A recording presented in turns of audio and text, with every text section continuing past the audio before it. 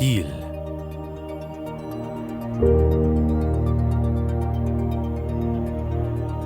Presentado por Unity. Amber y Marcus Capone. Amber, Marcus, cuéntenos su historia y lo que los trajo hasta aquí hoy a la increíble misión que crearon. Sí, yo crecí en Nueva York y fui atleta toda la vida y conseguí una beca para jugar fútbol en Illinois, Southern Illinois University. Y el padre de Amber era el entrenador de SEU. Creo que tenía unos 34 años. No conocía a Amber todavía, pero quería alejarme de mi casa. Así que crucé la mitad del país. Jugué fútbol americano y conocí a Amber en mi último año. Y en esa época yo decidí que quería alistarme en el ejército después de graduarme. Así que, resumiendo, comencé a salir con la hija del entrenador. Quedó embarazada en mi último año, Amber estaba en su segundo año. Me gradué y me enlisté en la Marina. Y fui SEAL de la Marina durante 13 años. Y adelantándonos hasta hoy, tenemos 2 hijos hermosos de 20 y 18. Nuestro hijo de 20 está en su segundo año de la universidad y nuestra hija de 18 está en su último año de preparatoria. Increíble. Quiero agregar que en ese momento pensábamos que se nos había acabado la vida. No podíamos comenzar a comprender que seríamos padres a los 20 y 23 y hacer lo que hacemos hoy gracias a eso. Es algo increíble. Siento que estuve en el banco durante 20 años y el hecho de que ahora todo esté en su lugar y que algo que parecía que sería el fin de mi vida me ha dado el propósito de mi vida. Eso es genial. Yo recién comienzo a tener hijos después de hacer Hill. Nunca se sabe cuándo o cómo sucederá.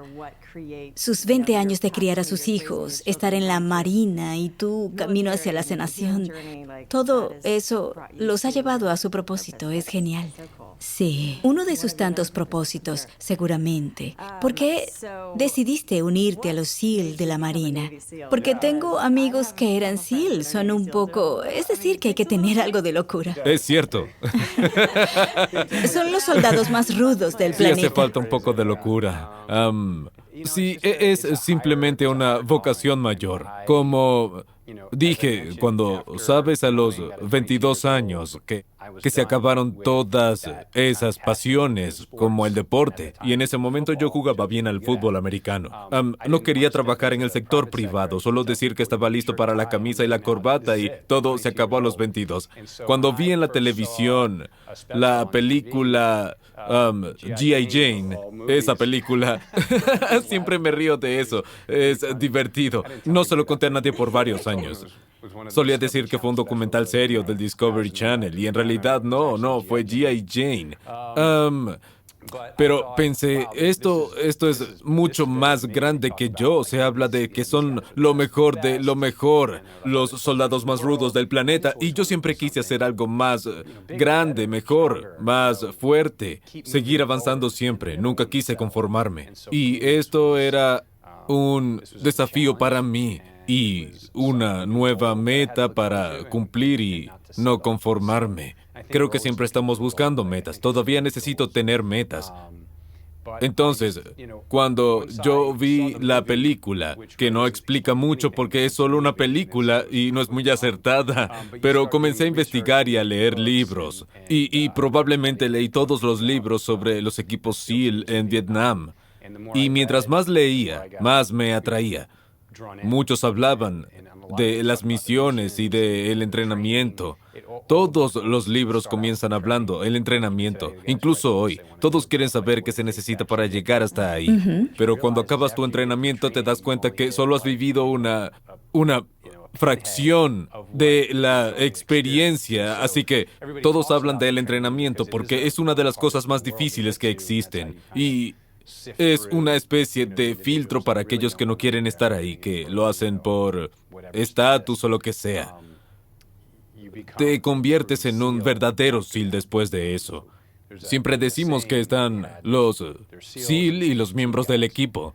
Saben, un SEAL solo usa el tridente y un miembro del equipo, saben, dedica su vida a ser un guerrero de verdad.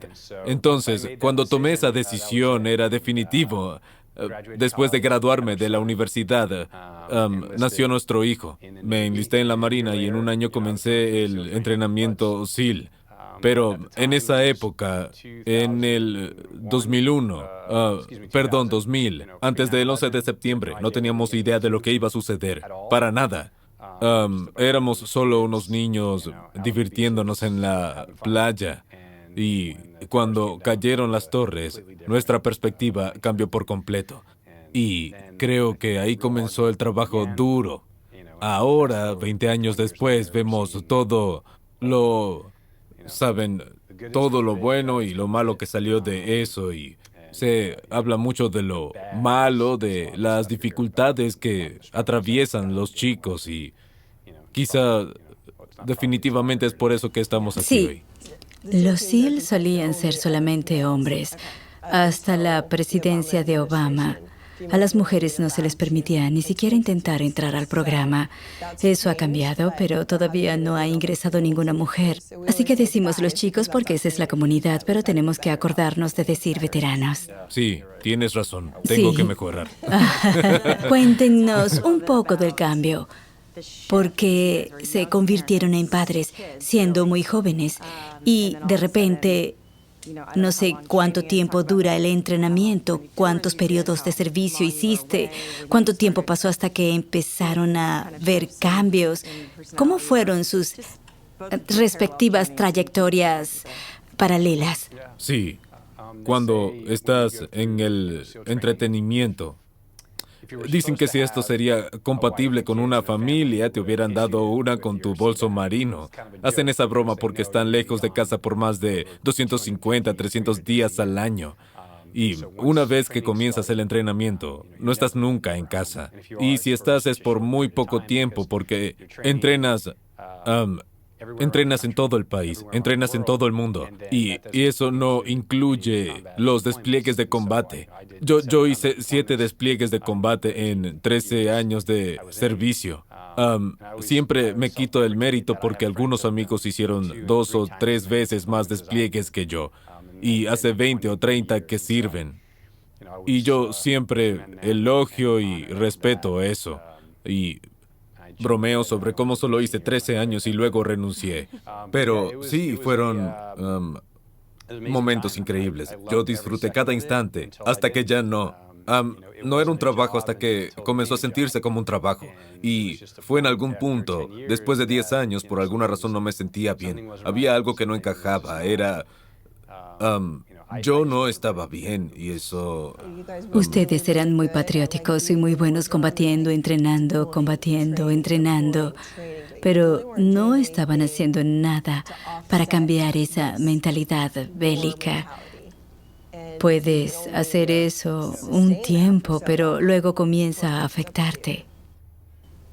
Cuando eras joven y quedaste embarazada la segunda vez, estabas en casa sola, todo lo que atravesaste. Como dijo Marcus, nos conocimos porque mi padre era su entrenador. Yo tenía 17 años y terminé asistiendo a la misma universidad. En mi segundo año, él decidió que luego de graduarse se enlistaría en las Fuerzas Armadas. Aunque soy de una familia muy patriótica, yo no sentía que eso era para mí. Así que terminamos la relación en buenos términos. Un mes después me enteré de que estaba embarazada y fue un momento muy difícil en nuestra vida porque de repente todo cambió. Y Marcus realmente quería ser militar y yo apoyaba eso. Entonces, en un periodo de un año, pasé de ser una estudiante de segundo año a ser esposa y madre, viviendo al otro lado del país por primera vez. Realmente sola, porque Marcus nunca estaba... Creía que todo iba a mejorar cuando él terminara su entrenamiento de SEAL y luego vino el 11 de septiembre, un mes antes de su graduación. Entonces estábamos con todos estos cambios y ahora también estaba la guerra. Y Marcus estaba en la edad y la generación justa para ir a pelear al frente. Entonces tuvimos una nueva serie de cambios con el ritmo de entrenar y desplegar. Fue todo un remolino. Creo que es más fácil sobrevivir durante la tormenta. Pero no estaba preparada para lo que seguiría, para lidiar con las consecuencias. Y ese nuevo escenario para nuestra familia fue muy devastador. Era como si hubiera venido un huracán después de un tornado. Realmente era alevoso. Así que la tormenta llegó luego de los 13 años, 10 años, a los 10 años. Sí, creo que a los 10 años algo sucedió. No sé lo que era. Agotamiento. Sí, Sí, y es creo como... que algo de agotamiento, quizá agotamiento y desgaste, pero ¿por qué? ¿Fue algo mental o algo psicológico? No sé qué fue, pero de un momento a otro comenzó a sentirse como un trabajo y comencé a sentir que estaba listo para otra cosa. Trabajabas con explosivos, ¿no? Sí, yo era un cruzabrechas. Todos trabajan con explosivos. Los cruzabrechas, un poco más, bastante más. Y hacemos viajes espaciales. ¿Sabes? En ese momento hacíamos muchas cosas que nos gustaban, como volar puertas y ventanas. Era divertido.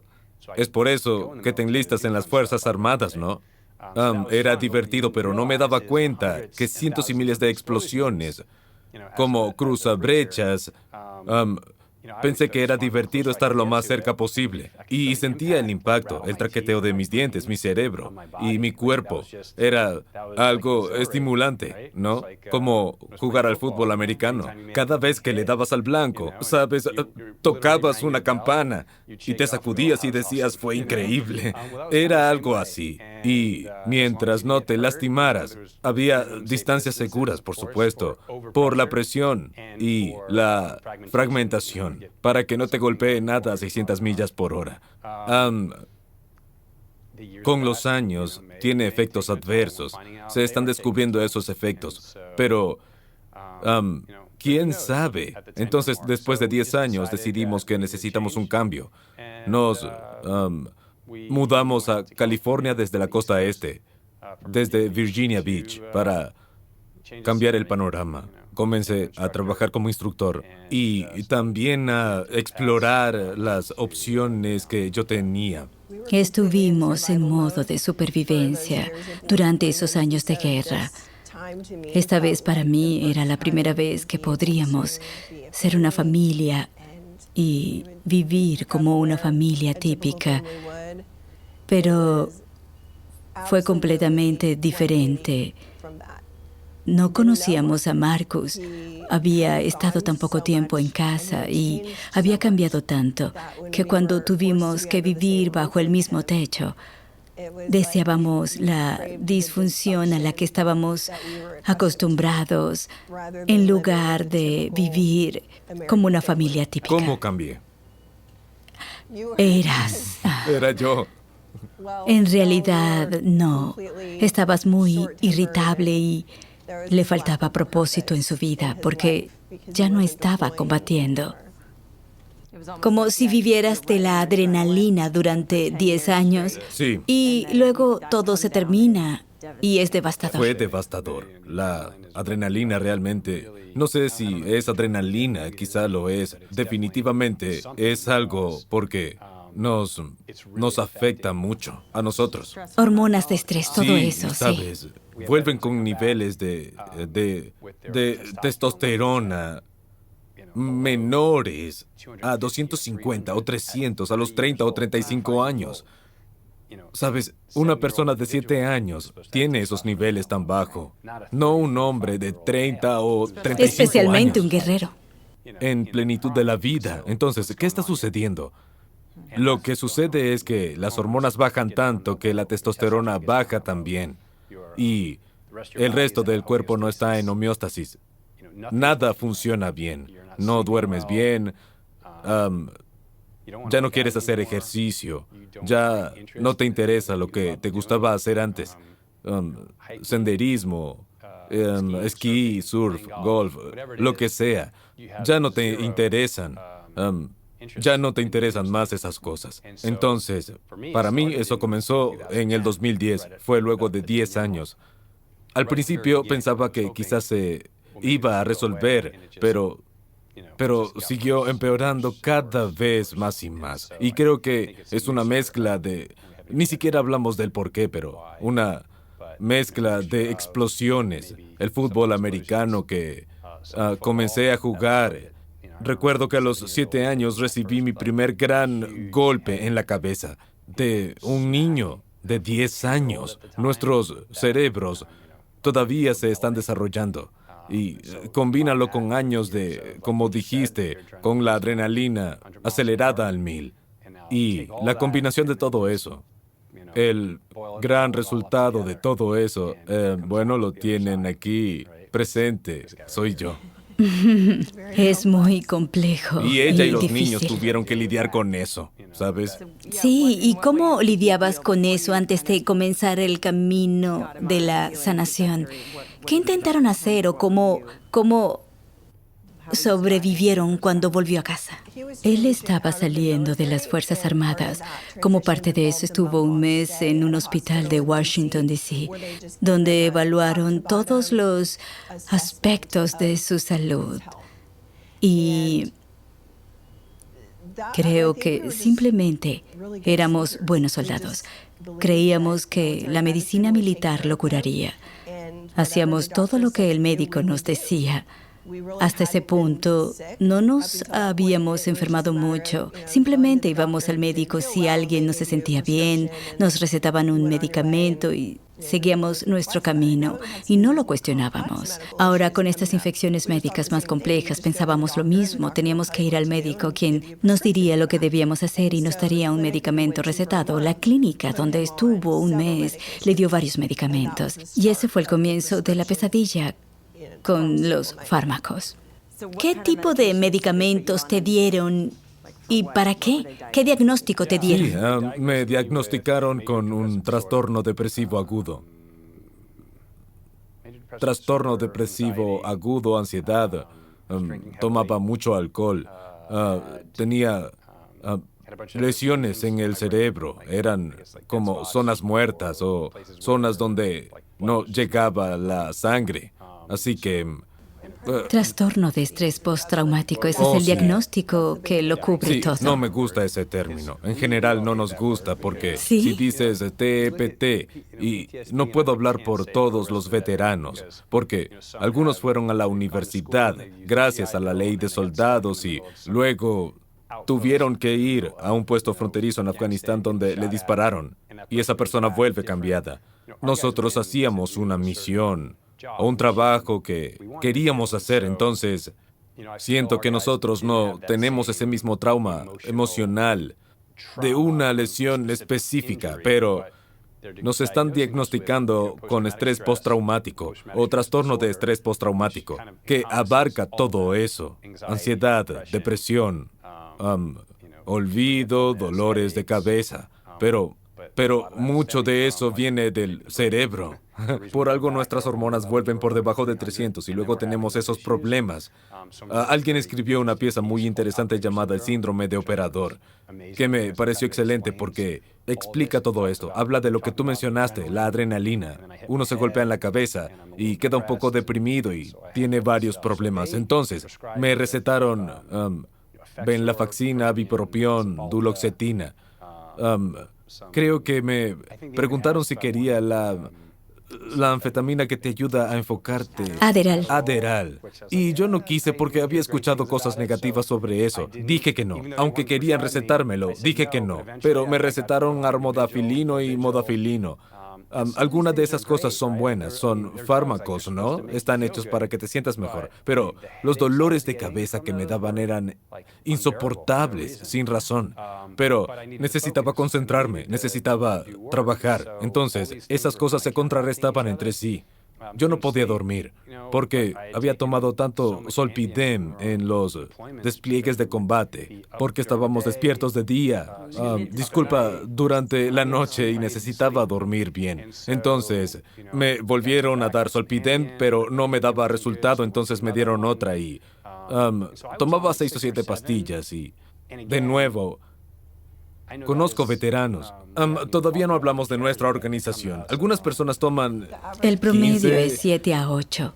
El promedio de medicamentos que toman los veteranos que piden ayuda. A nuestra organización es 7 a 8 medicamentos recetados. Eso significa que hay gente que toma 20, otros toman 1 o 2. El máximo fue 28 y el Cielos. segundo 22.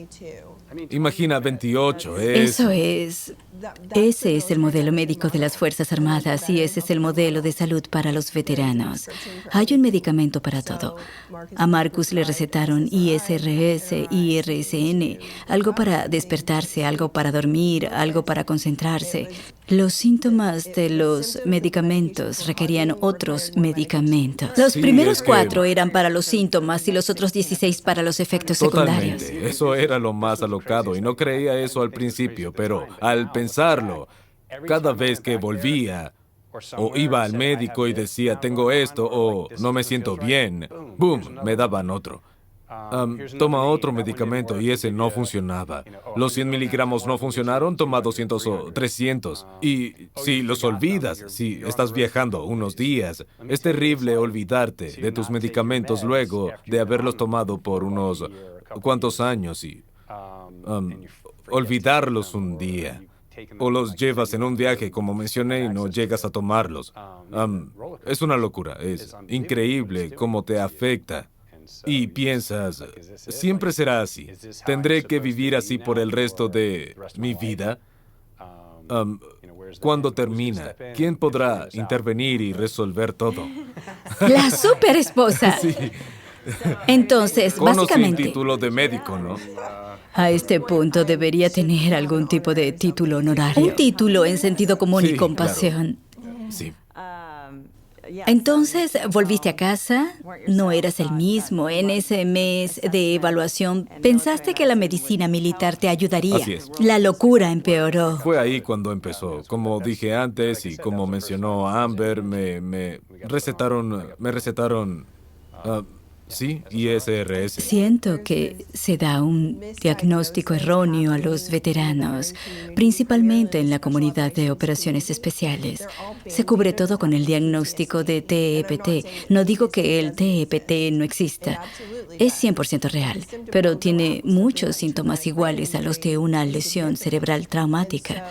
Entonces, les recetan medicamentos a los veteranos por algo que se considera totalmente psicológico cuando en realidad es algo de naturaleza fisiológica debido a tanta exposición a las explosiones, los golpes contusivos y subcontusivos en la cabeza. Y siento que los veteranos se sienten muy frustrados porque son buenos soldados. Toman el medicamento, pero no mejoran. Algo que yo notaba era que cada año Marcus empeoraba. Y yo pensaba, ¿es solo TEPT? ¿No deberían estar mejorando? Ya no era hiperatento, no le importaban los fuegos artificiales ni estar en lugares públicos.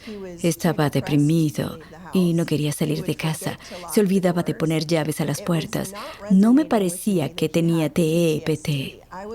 Veía el deterioro neurológico completo de mi esposo de 40 años, que se parecía a mi abuela a los comienzos de su Alzheimer, y me aterrorizaba. Entonces pensé, él se olvidaba de tomar su medicamento y el medicamento que le recetaron tenía un riesgo de suicidio o el aumento de pensamientos suicidas. No tiene sentido, así que dejaré de ser un buen soldado. Comenzaré a investigar y tomaré cartas en el asunto. Irónicamente, nuestro hijo sufría de una misteriosa enfermedad crónica al mismo tiempo, así que lo hacía por los dos. Y estaba resuelta a descubrir las causas. Te felicito, es increíble. Sí, y la gente, es decir, los veteranos, acuden a nosotros con lo mismo. Es exactamente lo mismo. Entonces, es un problema real. ¿Sabes? Cuando ves a una persona o dos, es coincidencia, pero luego ves 5 y luego 10 y luego 25. Son los mismos síntomas y las mismas afecciones. También en la comunidad se comenzó a ver un aumento de suicidios. Y las autopsias de cerebro de los suicidios mostraban un patrón inquietante de cicatrices por explosiones. Y pensé que era eso. Aquí estaba el problema. Parecido a los jugadores de fútbol americano. Encefalopatía crónica traumática. Muy parecido al EST. Sí, de hecho. Parece que los soldados SEAL de 20 o 30 y tanto reciben un diagnóstico de cicatrices por explosiones y después de los 30 o 40 eso se convierte en EST en algunos casos. Y con Marcus, jugó al fútbol americano por 15 años y trabajó 13 años como cruzabrechas. Me da escalofríos y pensé, esto no es TEPT y no va a resolverse solo. Y cada segundo cuenta. Si alguien va a hacer algo al respecto, tengo que hacerlo yo y tengo que hacerlo ahora. Te felicito, qué increíble. Bueno, siempre cuestiono esto. Siempre intento verlo desde todas las perspectivas y ver qué está bien. ¿Cómo sabes que están bien? Los que han disparado miles de cohetes, explotaron miles de bombas o jugaron fútbol americano por años y no tienen ningún problema. Eso es lo que... O simplemente no lo sabemos. Quizás yo no sé, pero hay muchas personas así. Creo que él se refiere a algo que nos sucedió a nosotros. Tuvimos enormes dificultades a puertas cerradas, pero mostrábamos un frente completamente normal hasta cierto punto. Exacto, nunca sabemos qué hay detrás de las sonrisas. Sí. Me gustaría saber si todos los soldados se sienten así cuando vuelven o si terminan deprimidos por la ausencia de combate, porque las hormonas de estrés ya no circulan por el cuerpo, lo que afecta la homeostasis, como sabemos, y solo le recetan antidepresivos que tienen como efecto secundario, si no lo tomas de forma regular o si no dejas de tomarlo correctamente con una precisión absoluta. El suicidio es una consecuencia común del mal uso de antidepresivos. Así que es la combinación.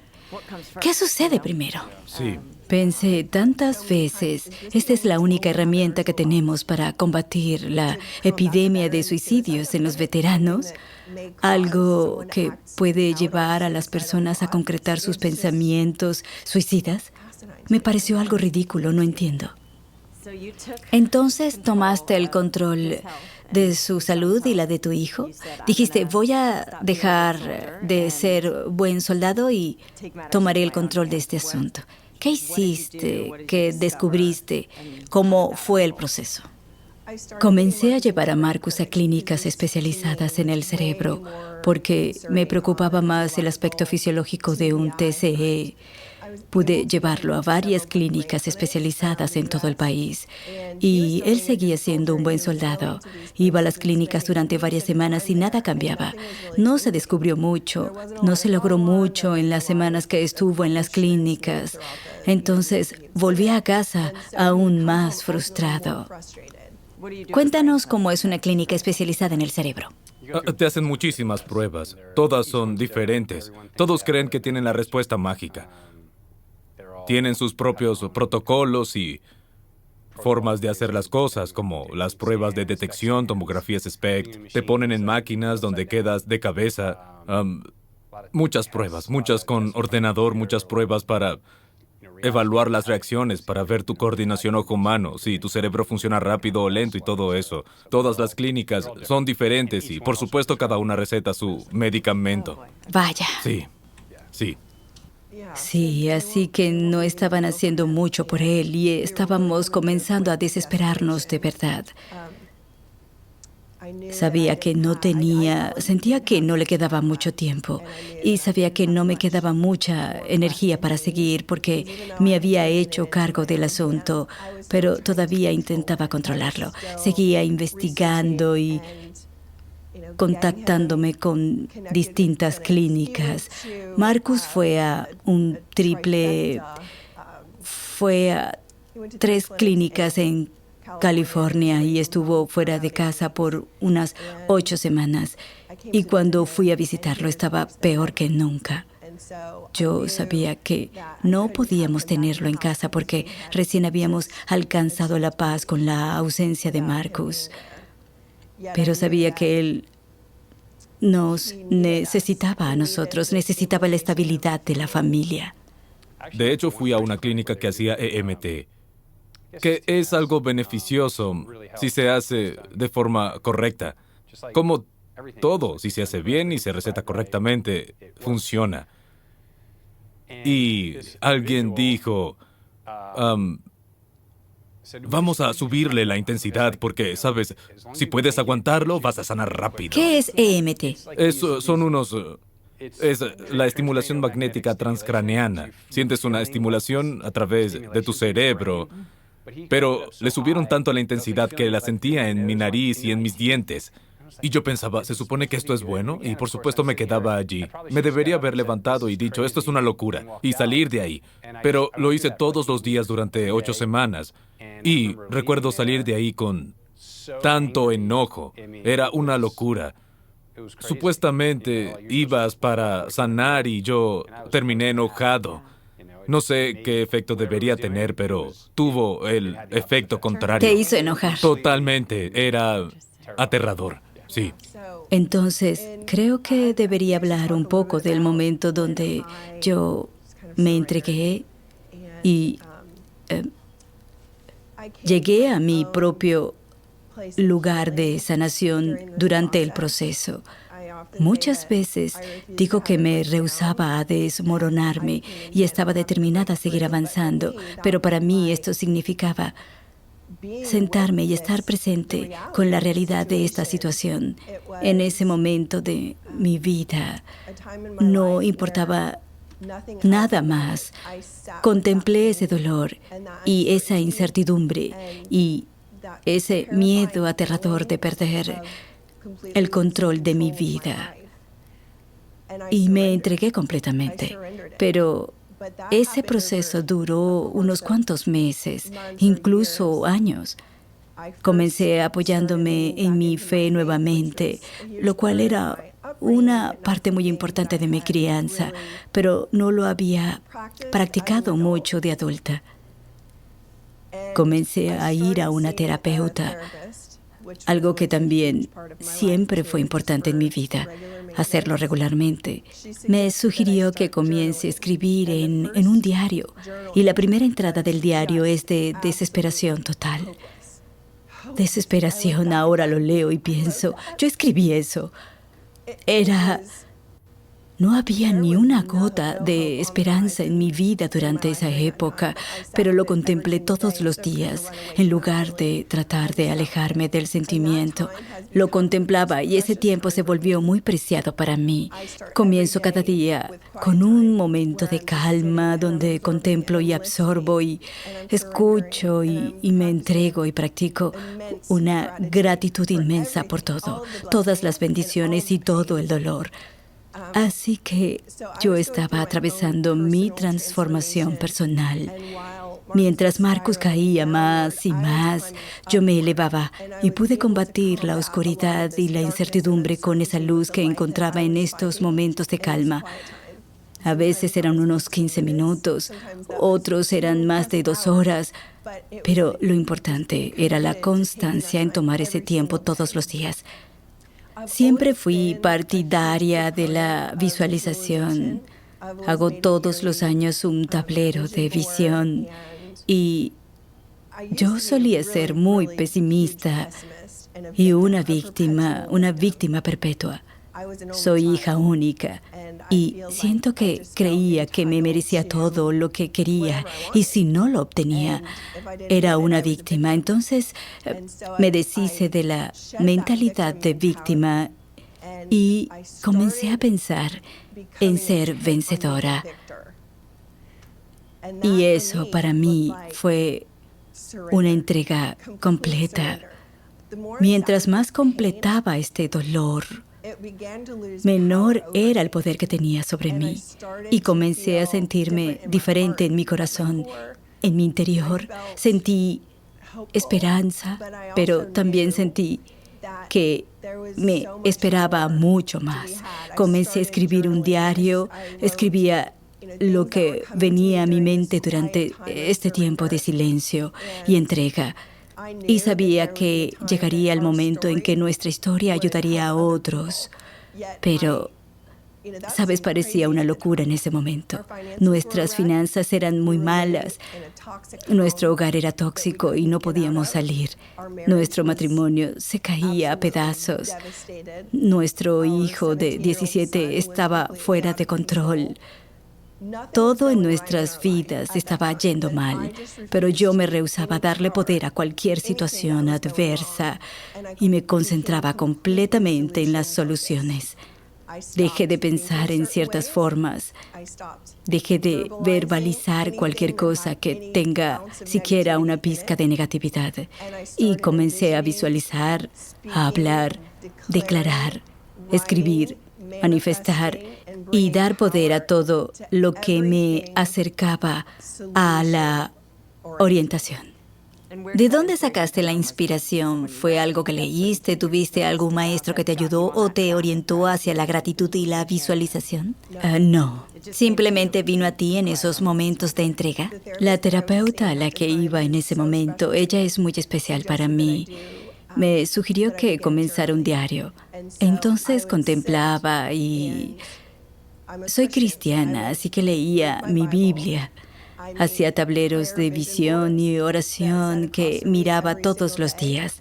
Y comencé a hablar la palabra de Dios y a darle poder sobre mi vida. Yo no...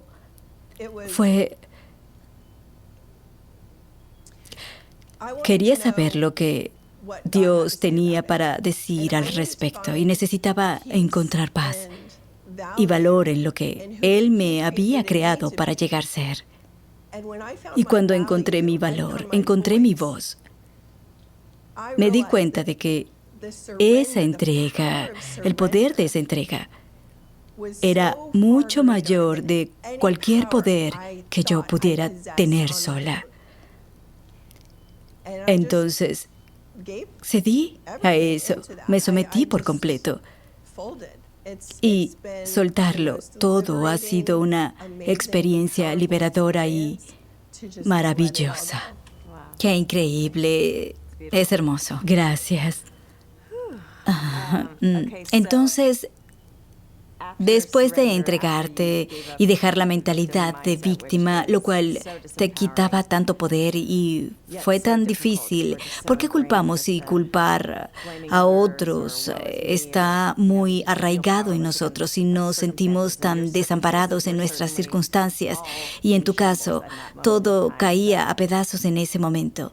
Entonces, luego de esa entrega, ¿qué fue? ¿Cómo encontraste lo que lo liberó a él?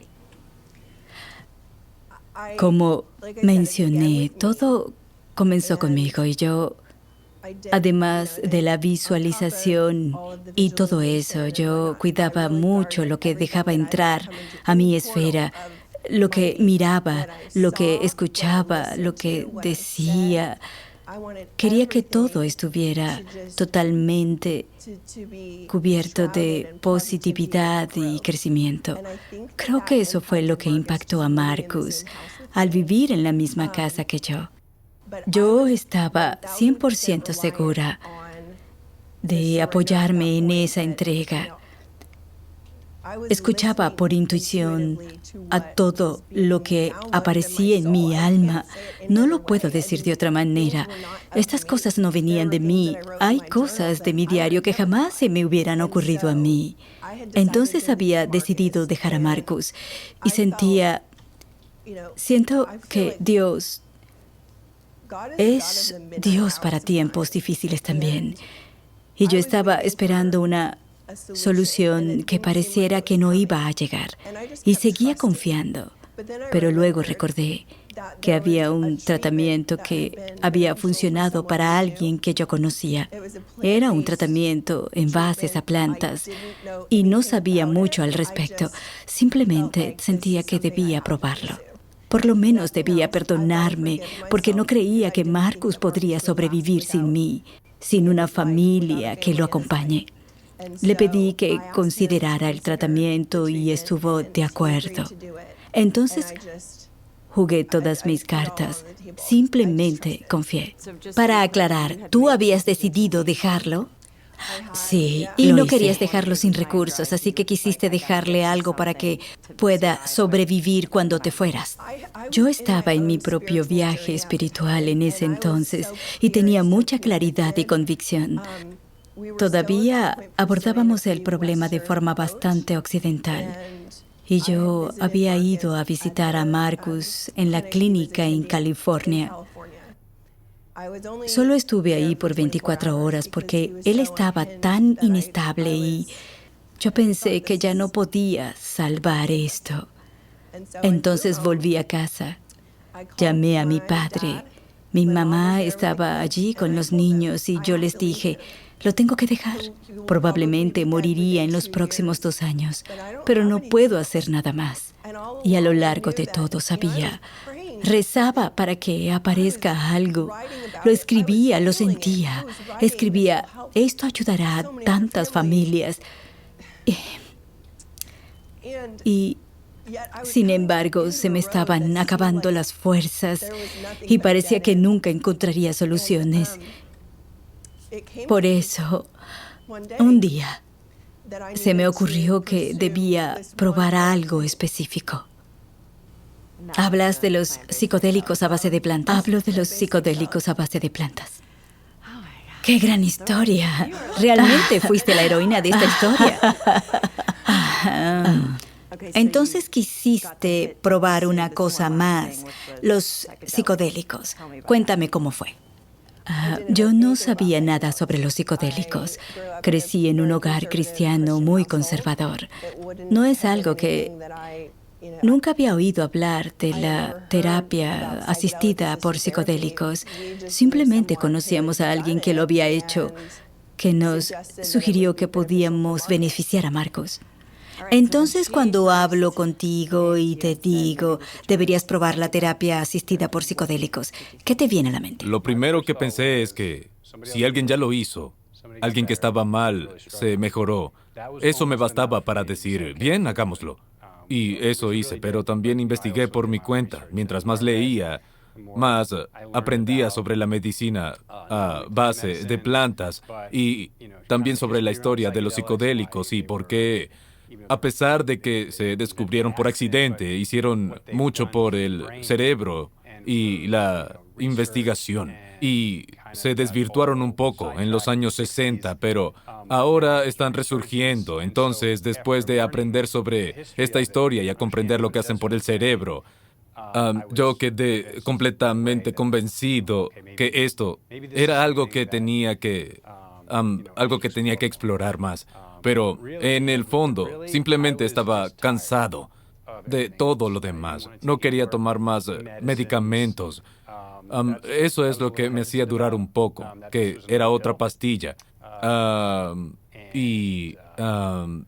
Me preguntaba si una pastilla realmente me ayudaría, ya que he tomado millones. ¿Por qué esta es tan especial?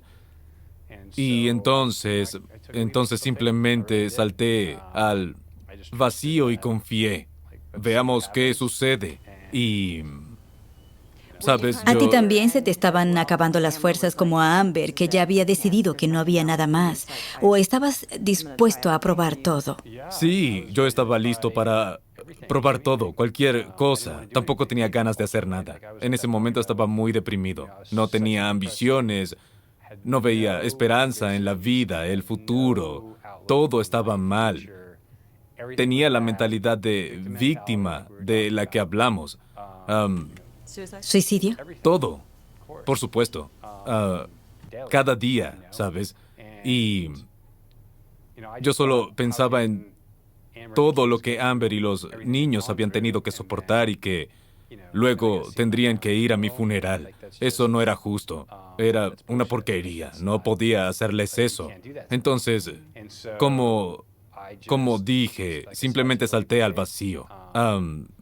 Estaba cansado de luchar, cansado de que nada funcionara. Y me daba miedo. No sabía si iba a ser así durante los próximos 4 años o más. ¿Qué tipo de psicodélicos eran? Cuéntame tu Sí, experiencia. existen muchos tipos de psicodélicos. Algunos son a base de plantas, algunos de laboratorio y algunos de laboratorio que son derivados de plantas. Este era de la iboga y es un extracto alcaloide llamado ibogaína y tiene, creo que 13 alcaloides parecidos al cannabis, que tiene más de 200 cannabinoides. ¿Lo dije bien? Es parecido al THC, Sí. el CBN y el CBD. El iboga es así. La planta de iboga es un psicodélico con muchas propiedades curativas. Esto es algo aparte, pero se toma específicamente para... Se estaba usando para las adicciones a opioides, porque la ibogaína, por lejos, es lo mejor que tenemos en el planeta para curar adicciones. Y, ¿sabes? Porque en Estados Unidos no tenemos acceso a esto. Con los problemas que tenemos con la heroína y los opioides, con la cantidad de personas que murieron por eso. Entonces, el doctor, él estaba usando la ibogaína para tratar las adicciones a opioides que tenían muchos veteranos, Que se hicieron adictos. que eran adictos. Eso inmediatamente les quitó su adicción y su deseo de consumir heroína. También descubrieron, cuando lo analizaron para el TEPT, que ya no lo tenían, ya no tenían TEPT, ya no estaban deprimidos. Entonces el médico pensó, obviamente no fue el único, que pensó que había descubierto algo, que se debería comenzar a tratar a estos veteranos que vuelven con estos desafíos, sin entender completamente las razones científicas. Para eso había que investigar y se iba a hacer, pero habían descubierto algo. Así que yo fui uno de los conejillos de India para probar esta tesis, o hipótesis, perdón, y en un fin de semana me curé. Cuéntame cómo fue ese fin de semana. ¿Cómo fue tu experiencia? Sí, la experiencia fue muy clínica. Algunos pueden hacerlo en la jungla de Costa Rica o Perú o en Nueva Zelanda, donde es legal. Y es algo ceremonial. Esto era más bien en un entorno clínico. Había un doctor, un enfermero, tenía un catéter, estaba conectado a un monitor de frecuencia cardíaca. Estaba acostado con auriculares de cancelación de ruido, con una agradable música para meditar, algo que me mantenía tranquilo y cómodo. Y el medicamento se administra según tu peso. Si alguien pesa 105 kilos como yo, le darán más que a alguien que pese 45. Me dieron una pequeña dosis para ver si mi cuerpo reaccionaba. Como no reaccionó en 1 hora, me dieron la dosis completa. En unas 2 horas estaba en otro lugar. Estaba en ese delirio psicodélico, o si prefieres ese viaje. Sin embargo, la ibogaína no es como los hongos psilocibios, la LSD o la MDMA. Hay muchas otras cosas beneficiosas para la salud mental. La ibogaína es lo más radical. En nuestra organización le decimos a la gente, patrocinamos a personas para que hagan estos tratamientos. No podemos decirles lo que tienen que hacer. Tienen que investigarlo ellos mismos. Pero la mayoría de las personas que patrocinamos usan ibogaína porque han tenido traumas muy serios, ya sea en su infancia, en el fútbol americano y luego como cruzabrechas. Así llegaron hasta aquí. La ibogaína es lo que está funcionando para las personas que logran tener éxito. Así que es la opción radical. Es una experiencia horrible. La ibogaína es algo que aceptas o que rechazas. Es otra cultura. Es algo muy oscuro. Te enfrentas a esos demonios que te afectan a diario, sean lo que sean. Entonces, luego de la primera vez sentía que me había aplastado un camión y que luego retrocedió y me volvió a aplastar y experimenté eso durante 12 horas. Y después de eso, 18 horas más, porque todavía estaba bajo el efecto de la droga. Estaba durmiendo, pero en un estado de sueño dormido. Cuando estaba teniendo la experiencia, era un estado de sueño despierto. Estaba despierto y con gafas que no mencioné antes, y una película de mi vida atravesaba mi mente y experimentaba las cosas que había experimentado.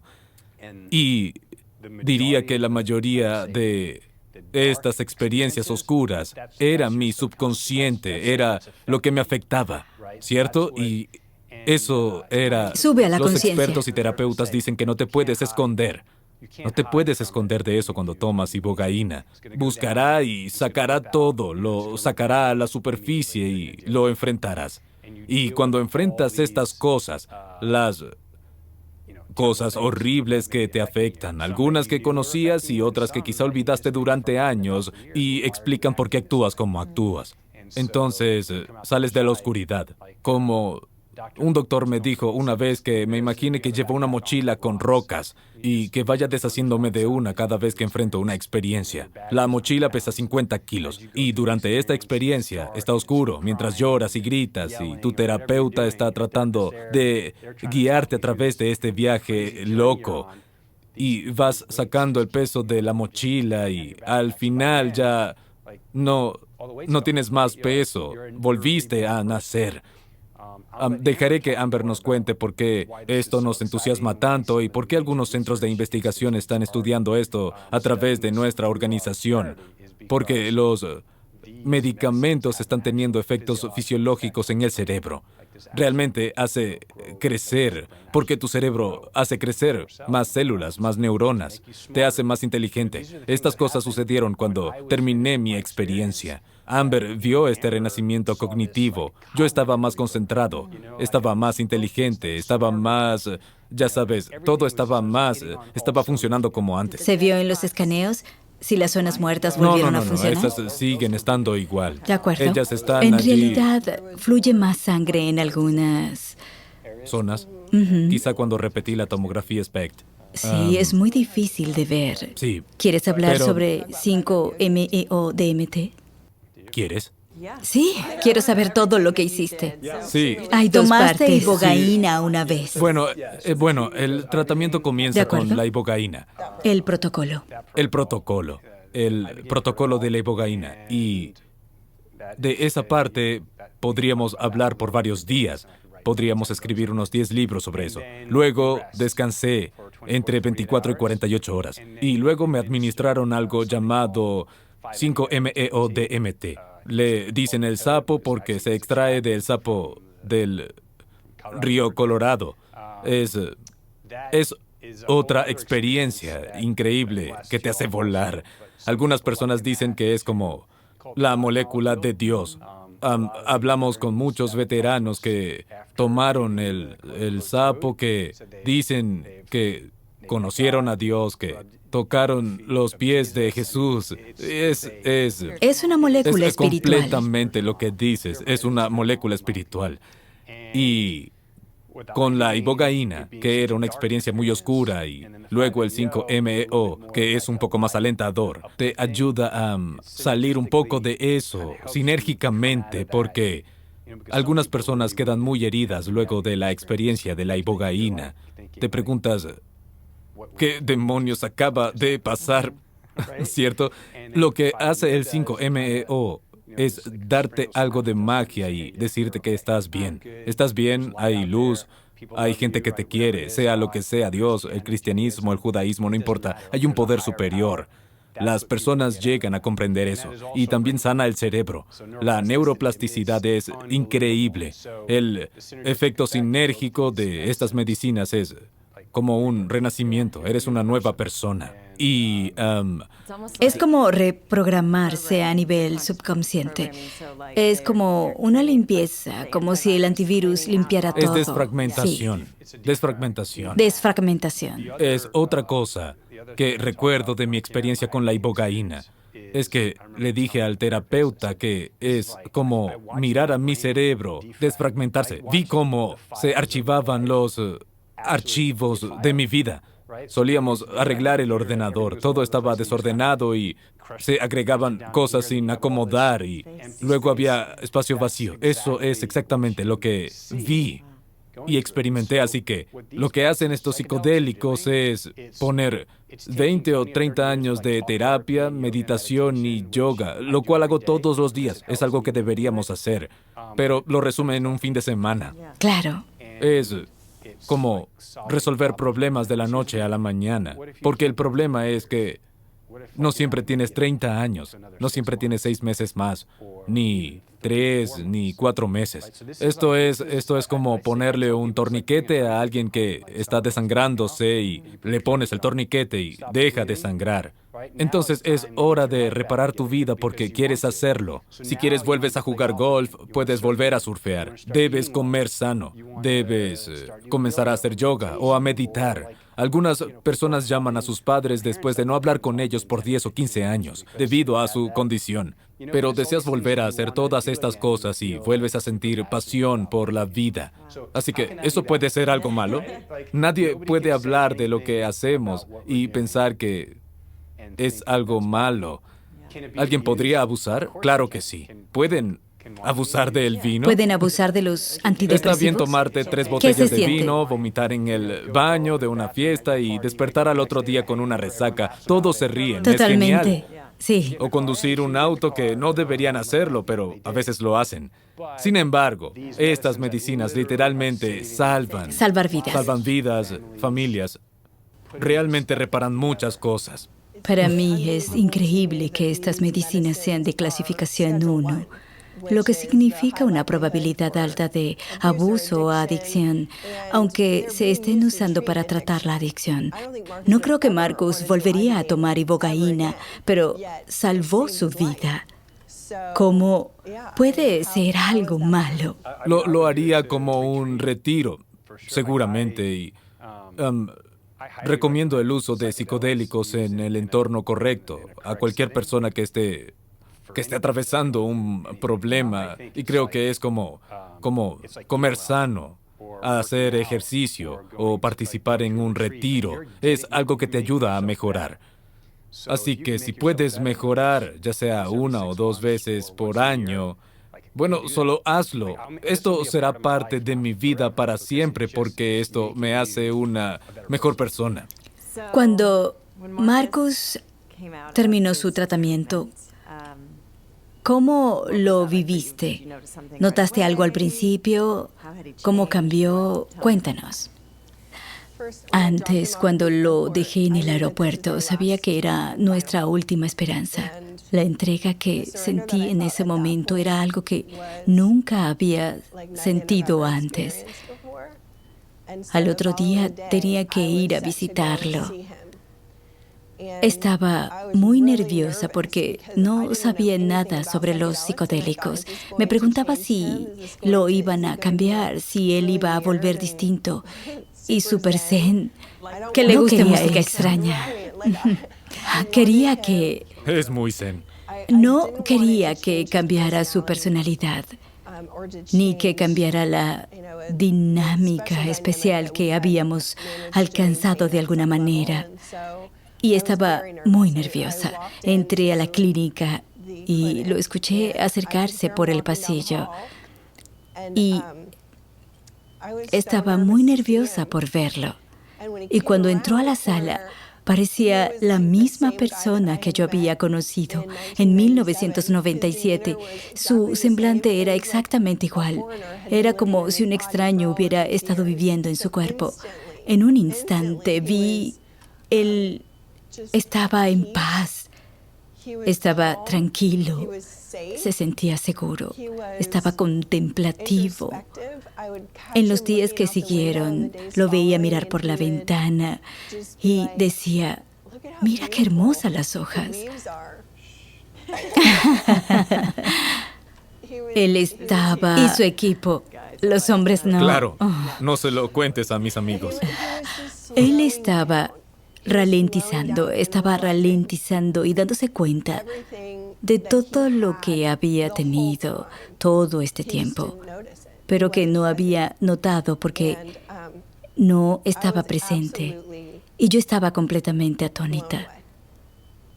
Pero sí tuve un momento de pánico unas 2 semanas después de la ibogaína, porque pensé, ¿qué hice?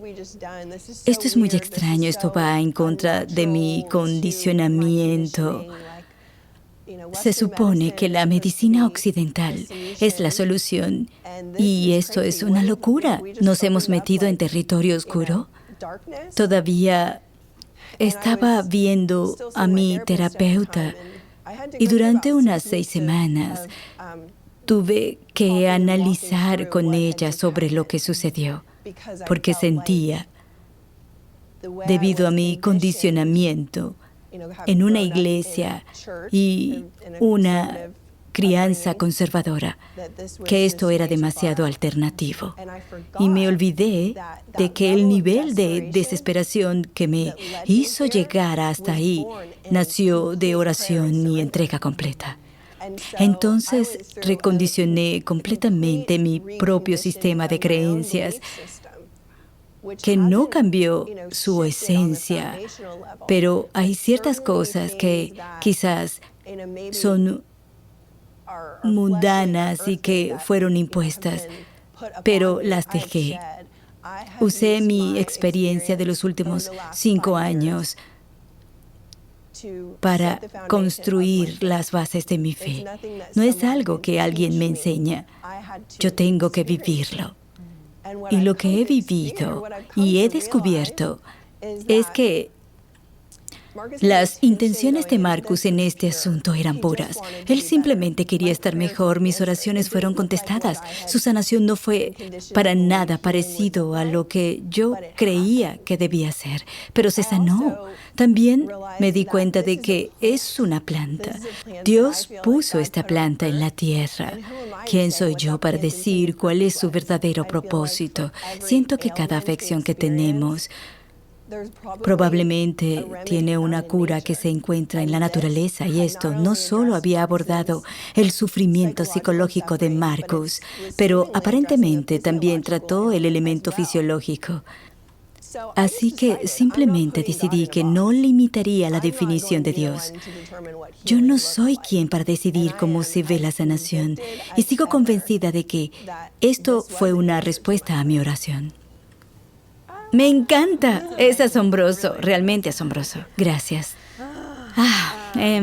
Entonces, eso te llevó a querer gritarlo desde los tejados para ayudar a tus amigos y cualquiera que estuviera sufriendo. Eso es lo primero que dije. Le dije a Amber, tenemos que compartir esto con todos. Todos los que están sufriendo necesitan esto. Empezaremos con los veteranos porque son la comunidad más cercana. Luego lo llevaremos a la comunidad del fútbol, porque eso es lo que yo hacía antes, y luego al resto del mundo, porque no somos los únicos que están sufriendo de lesiones cerebrales traumáticas, de estrés, de depresión, de TEPT, de ansiedad. Estos medicamentos ayudan. Vamos a empezar con uno y vamos a ir a todas partes. ¿Y cómo hacemos eso? Tenemos que recaudar dinero, hacer una caridad. Ese fue nuestro primer... Creo que eso fue condicional, pero es lo que pensamos que debíamos hacer y lo hicimos. Conocemos a muchas personas que están sufriendo. Nunca sucedió nada como esto en la historia del país. Estamos por cumplir 20 años de... Son 20 años de combate sostenido. De la generación de soldados de Marcus, algunos todavía están en combate. Y las consecuencias, la guerra después de la guerra es atroz. No hubo preparación para eso, no creo que haya un plan para abordar eso, porque nunca ha sucedido antes. Pero las estadísticas de suicidio entre los veteranos siguen sin mejorar, a pesar de los esfuerzos para ayudarlos. Y tenemos que hacer algo al respecto. Empezamos con nuestra comunidad los que están jubilados o ya no prestan servicio. Y esperamos expandirnos a la comunidad de operaciones especiales y a la comunidad de veteranos en general. Después del éxito de los primeros casos, nos dimos cuenta de que debíamos sacar eso a la luz de manera sostenible. Y en 2019 fundamos VETS. Eso significa Veteranos Explorando Soluciones de Tratamiento. Subvencionamos a veteranos que buscan terapias psicodélicas asistidas en países donde son legales. Aunque la ibogaína y el 5-MeO fueron realmente útiles para Marcos, no encasillamos a los veteranos y alentamos que ellos elijan el protocolo. Realmente apoyamos todas las plantas medicinales que demostraron ser beneficiosas para lidiar con traumas y posibles MDMA, ayahuasca. ¿Qué más? VETS apoya a veteranos que buscan ibogaína o iboga, 5-MeO, DMT, ketamina, psilocibina, MDMA y ayahuasca. ¡Qué bien! ¿Has probado alguna de las otras terapias? Sí, hice otras terapias asistidas por psicodélicos. Hice algunos tratamientos de ketamina, hice algunos tratamientos de psilocibina, MDMA. Los combinan como un efecto sinérgico. Como dije, todo eso es un entorno clínico con un terapeuta. El terapeuta tiene 20 años de experiencia y sabe lo que está haciendo y te acompaña en la experiencia. También es difícil para mí y para Amber salir y recaudar dinero para patrocinar a estas personas si no tenemos experiencia con estos protocolos. Y como yo soy el que tiene todos los problemas, soy el que prueba todos los protocolos. Pero hay algunos que todavía no he probado que me encantaría. Como dije, creo para mí se trata de el crecimiento ahora. Así que la planta completa de iboga que no he probado todavía y tampoco he probado el ayahuasca. Y eso parece ser la medicina de moda en este momento, pero ya sabes, son dos formas de llegar al mismo lugar, a la causa de lo que está pasando. Siento que también es importante saber que esto no es por arte de magia. No se arregló todo de una vez y no hay una única solución para todo. Siento que hay tanto poder curativo en esos medicamentos que es importante investigar y determinar cuál es la mejor opción para cada persona. Y recordar que quizás sea necesario un sistema de mantenimiento continuo o más de una dosis. Los psicodélicos requieren trabajo. Una persona no va al gimnasio una vez o incluso 2 meses y luego piensa que va a estar saludable por el resto de su vida, ni con comer sano por una semana. Puedes usar psicodélicos toda tu vida porque te ayudan a crecer y a mejorar. Y cuando empieces tal vez a recaer o potencialmente volver donde estabas antes, quizá necesites otra sesión de terapia. Es como todo lo demás, como dijo Amber. Nada se arregla de una sola vez. Se requiere trabajo. Lamentablemente, las personas con estos problemas van a trabajar toda su vida para superarlos. Somos desafortunados o afortunados, como quieras verlo. Somos afortunados porque podemos hacer correr la voz y podemos ayudar a miles y millones de personas. Y desafortunados porque tendremos que cuidarnos toda la vida con estas diferentes modalidades de tratamiento. Sí, es igual que todo lo demás. Y como mencionaste, ahora meditas y haces yoga. Entonces, si los psicodélicos fueron lo principal que volvió a centrarte, ¿qué te trajo de vuelta e hizo la desfragmentación completa? Y puede haber algo de mantenimiento que necesitarás hacer. Exploraste mucho en esa sesión, puede que tengas que seguir. Hay imprevistos en la vida, quizás se desencadene otra herida que necesitarás tratar, pero dirías que el equilibrio.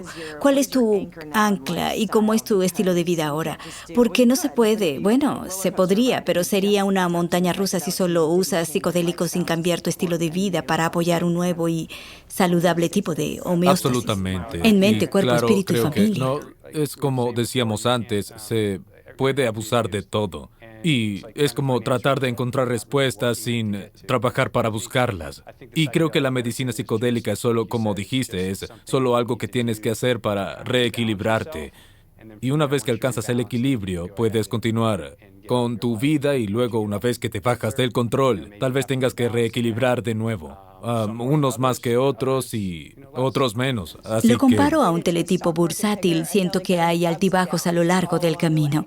Pero si la tendencia general es al alza, estás en buen camino. La terapia asistida por psicodélicos para Marcus y para nuestra familia fue el torniquete que detuvo el sangrado. Pero él ha trabajado mucho detrás de escena.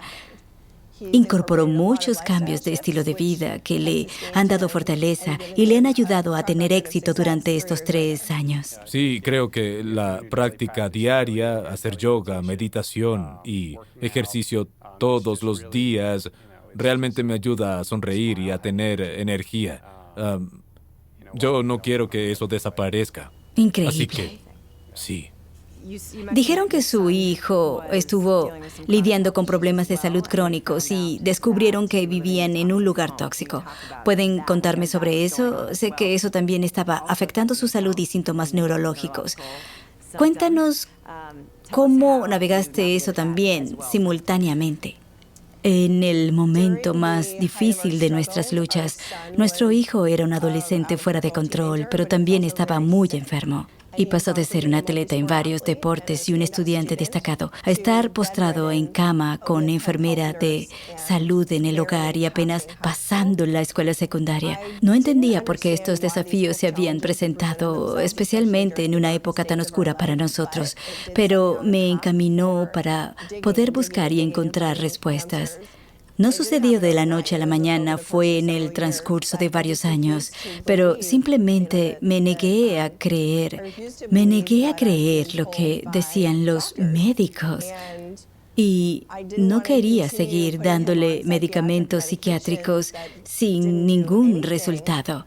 Y dijeron que era estrés por todo lo que estaba atravesando por lo de su padre. Le diagnosticaron todo, desde sentarse al frente y llevar gafas cuando bajaron sus notas a trastorno bipolar. Y tenía 12. Recuerdo sentirme tan abatida y pensar, ¿es realmente bipolar a los 12?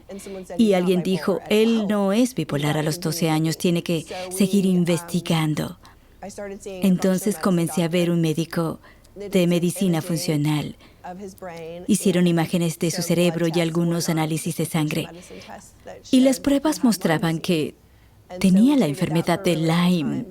Y así lo tratamos durante mucho tiempo. Pero todavía estábamos usando un médico formado en Occidente que puso en riesgo su licencia para recetar muchísimos antibióticos.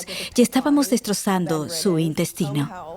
Terminó con un catéter postrado en cama, cuidados en el hogar. Los maestros de la escuela venían a casa. Me di cuenta en su análisis de sangre.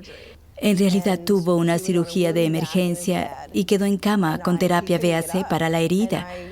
Y no podía levantarse y a medida que pasaban las semanas, yo miraba sus análisis de sangre y los valores para el moho subían constantemente. Y le pregunté a su médico del Lyme, ¿esto puede significar algo? Y él dijo, bueno, hagamos la prueba de micotoxinas. Y dio altamente positivo en todas las categorías. Así que empezamos a investigar más.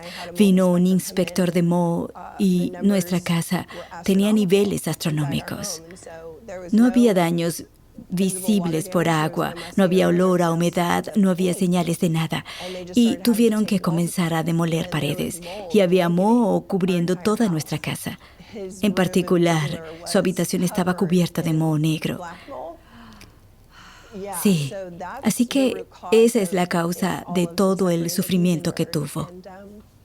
Entonces, ¿cómo reparamos el moho? Pero quedaron los efectos negativos que afectaban la salud de toda la familia.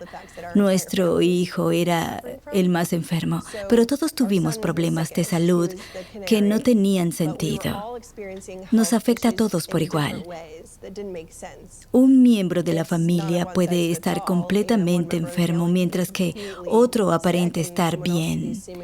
Descubrimos que tenía una condición genética que lo hacía aún más susceptible al moho y que la supresión completa de su sistema inmunológico estaba permitiendo que infecciones oportunistas como Lyme, Babesia, Bartonella, Mycoplasma se volviera problemática y salir de casa era prioridad número 1. Así que lo perdimos todo. Perdimos nuestro dinero, perdimos nuestra casa, pero tenemos nuestra salud. Tenemos una mentalidad positiva. Tuvieron que hacer tratamientos para limpiar el moho de su cuerpo. Sí, todos hicimos un protocolo de desintoxicación con aglutinantes y muchos suplementos para ayudar con la desintoxicación. Mucho uso de sauna de infrarrojos, orinar, hacer caca, sudar, etcétera. Sí, hay que sacarlo. Yo creo que es importante compartir esto porque me diagnosticaron Lyme antes de empezar a hacer HEAL. Y recuerdo que había investigado durante 10 años, lo cual me llevó a hacer la película HEAL. Y luego me diagnosticaron con Lyme.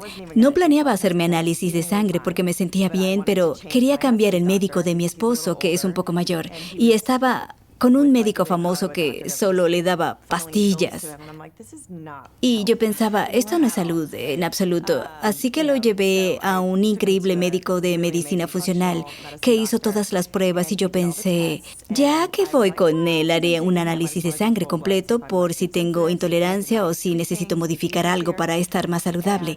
Y él me dijo, tienes que venir, necesito hablar contigo. Y yo me preguntaba, ¿qué? Y me dijo, sí, tienes la enfermedad de Lyme, enviamos tu sangre al laboratorio de Lyme en la costa este y los resultados fueron positivos en 2 indicadores, 2 de los 3 indicadores ambas veces. Y yo pensaba, qué extraño. Él dijo, gracias a Dios que tienes recursos, te enviaremos a Alemania para darte altas dosis de antibióticos en la mejor clínica. Y yo pensaba, pero no siento ningún síntoma agudo. Tengo lagunas mentales y cosas básicas, pero me siento bastante bien. Y él dijo, y también diste positivo para 2 tipos diferentes de moho. 2 de 3 o algo así, en las pruebas de micotoxinas. Y dije, bueno, ¿qué significa eso? Y él dijo, la toxicidad del moho sigilosamente asesina tu sistema inmunológico y te hace más susceptible. Tenemos que sacar el moho de tu cuerpo. Yo quise que nos concentráramos en sacar el moho y ocuparnos del Lyme, sí. Quedarnos atentos. Si me enfermo, pueden despacharme a Alemania. Pero en ese momento sabía que si no hubiera sabido todo lo que sé, entraría en una espiral de victimismo, me metería en Internet a averiguar cosas terribles sobre Lyme y probablemente empezaría a tener síntomas agudos por el estrés y el miedo. Para resumir, durante 6 meses tratamos el moho con altas dosis de vitamina C por vía intravenosa, glutación, sauna de infrarrojos y aglutinantes. Logré eliminar el moho de mi sistema, pero apareció un nuevo moho. Se evaluaron todas nuestras casas. Para resumir, eliminé todo el moho y la enfermedad de Lyme dejó de aparecer en mi cuerpo. Así que hablé con mucha gente que dio positivo para Lyme y también tienen micotoxinas en su sangre y en su cuerpo. Y espero que la gente vea la conexión y trate el moho porque, como dijiste, destroza el sistema inmunológico. Es un asesino silencioso y te hace más susceptible a infecciones como Lyme y otras cosas. Si tienes una enfermedad misteriosa y estás viendo esto, haz la prueba de micotoxinas. Totalmente, totalmente. Sí, ya se Creo que es una epidemia silenciosa y es la causa de mucho sufrimiento de personas con fibromialgia, síndrome de fatiga crónica. Todas estas cosas son solo conjeturas. Siempre sugiero que hagan las pruebas de micotoxinas solo para ver y siempre son positivas. Un aspecto bueno de nuestra situación y lo grave que ha sido es que pudimos ayudar a otros. Y por eso todo valió la pena. Si no hubiésemos experimentado este sufrimiento, no podríamos hacer lo que estamos haciendo hoy. Y realmente creo que esta es la razón por la que estoy en este mundo. Y los dos pasaron por fuego para llegar aquí. Así que gracias por luchar en los momentos más difíciles. ¿Quisieran decir algo más a los veteranos o a las personas que tienen estas dificultades? Sí, hay ayuda, hay esperanza. Si no estás mejorando con lo que estás haciendo ahora, hay otras cosas que puedes hacer. Amber y yo lo estamos haciendo ahora mismo. Y así que no pierdas la esperanza. Y espero que estos medicamentos estarán disponibles en clínicas del país. Ya estamos empezando a ver que hay muchas clínicas de ketamina, siempre y cuando sea con un médico adecuado y un protocolo correcto. Es una de las mejores opciones para las tendencias suicidas. Y tenemos unos amigos que están haciendo esos protocolos ahora y por primera vez en años están durmiendo bien. Oregon acaba de aprobar una terapia asistida por psilocibina, así que en los próximos 2 años, cualquier persona podrá ir a una clínica en Oregon y hacer una sesión de terapia con psilocibina. Estas cosas están ocurriendo. Por ahora, la mayoría está fuera de los Estados Unidos, donde está la mayoría de las personas que patrocinamos, pero llegarán pronto. Estamos dándonos cuenta de lo que realmente funciona. Nuestra meta es cambiar la atención médica para veteranos y cambiar el modelo de salud en los Estados Unidos. Sentimos que podemos hacerlo trabajando con estos veteranos para demostrar que esas terapias son efectivas.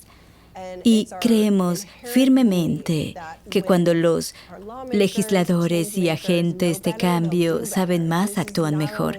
Esta no solo ayuda a los veteranos, que tanto lo merecen, puede cerrar la brecha. Siento que hay tanta ira y odio hacia el sistema en este momento. Sin embargo, podemos ponernos de acuerdo en esto y puede traer la sanación social que necesitamos ahora más que nunca. Bien dicho. Y estoy de acuerdo. ¿Cómo los encuentra la gente y a su organización? Sí, si vas a vetsolutions.org, puedes leer sobre nuestra historia, lo que estamos haciendo, y hay enlaces en algunos videos y artículos. Sí. Genial. Gracias por el trabajo que hacen y por compartir su historia. Gracias por recibirnos, Gracias. Connie.